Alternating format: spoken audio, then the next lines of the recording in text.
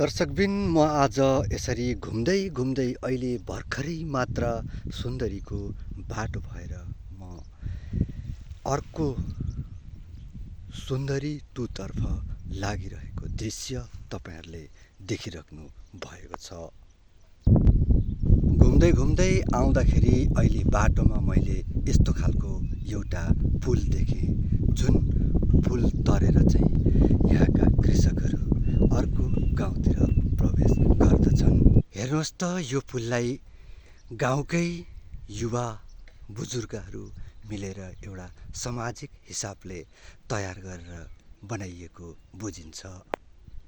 यसो यो पुल हेरेर अनुमान गर्दाखेरि यहाँ बस्तीका कृषकहरूलाई एउटा पुलको अत्यन्तै जरुरी देखिन्छ।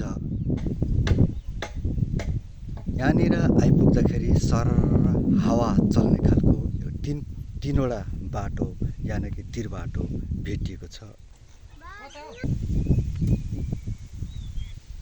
यो बाटो घुम्दै घुम्दै आउँदाखेरि मकैबारी देखेँ, यहाँ हरियो कलकलाउँदो, अनि यसको बिचमा एउटा टुङ्सी देखेँ, साह्रै नै रमाइलो अनि क्या मजाको लाग्यो। आहा दर्शकबिन, यो त सुन्दरी पनि भनिँदो रहेछ अनि पूर्व टोटगाउँ पनि भन्ने गरिँदो रहेछ।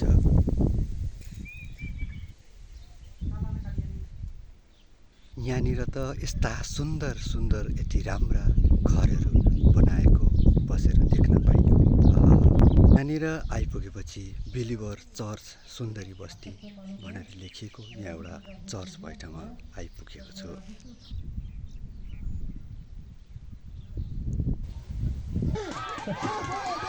यहाँनिर आइपुगेपछि दर्शकबिन एउटा रमाइलो गर्दै गरेको दृश्य देख्यो। कति रमाइलो स्कुलमा बोराभित्र खुट्टा हालेर उफ्रिँदै गरेको दृश्य देखिएको छ। अहिले म घुम्दै घुम्दै स्कुलको त्यो रमाइलो खेला हेरिसके पछाडि यो टापुमा, यो बगरमा यहाँनिर यसरी आइपुगेको छु।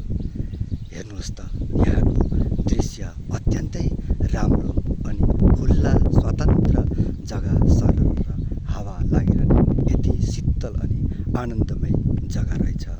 त्यहाँदेखि अलिकति मास्तिर आइपुगेपछि मैले एउटा खेलकुदको खुल्ला मैदान देखेँ।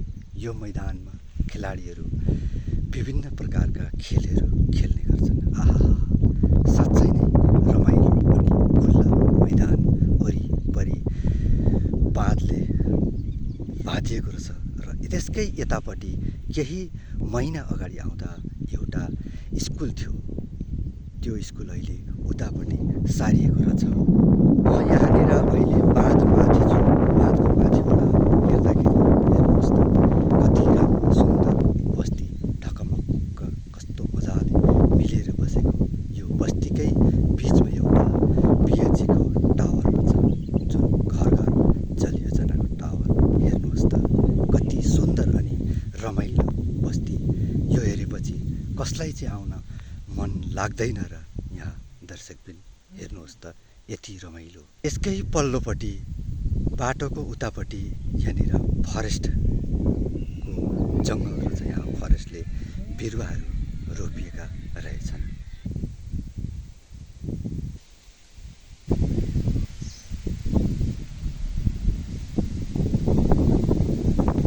दर्शकबिन, म यो बाटो भएर अहिले यहाँनिर आइपुगेपछि एकजना हाम्रा पौडेल दाइको बारीमा सुपारी लह लह भएको देख्दाखेरि एकदमै खुसी महसुस भएर आयो। दर्शकबिन, गरे के हुँदैन ल कृषकहरूले। हेर्नुहोस् त, यो जग्गामा पनि यति राम्रो लटरम्मै सुपारी फलेको देख्दाखेरि आहा।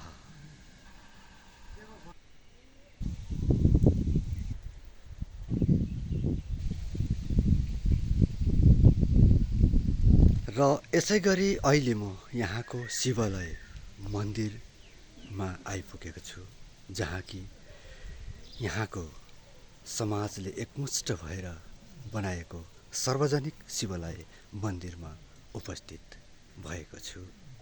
यहाँनिर सबैजना मिलेर भगवान शिवको आराधना गरिँदो रहेछ र भजन कीर्तन पनि धुमधामसँगले गर्ने गरिएको रहेछ।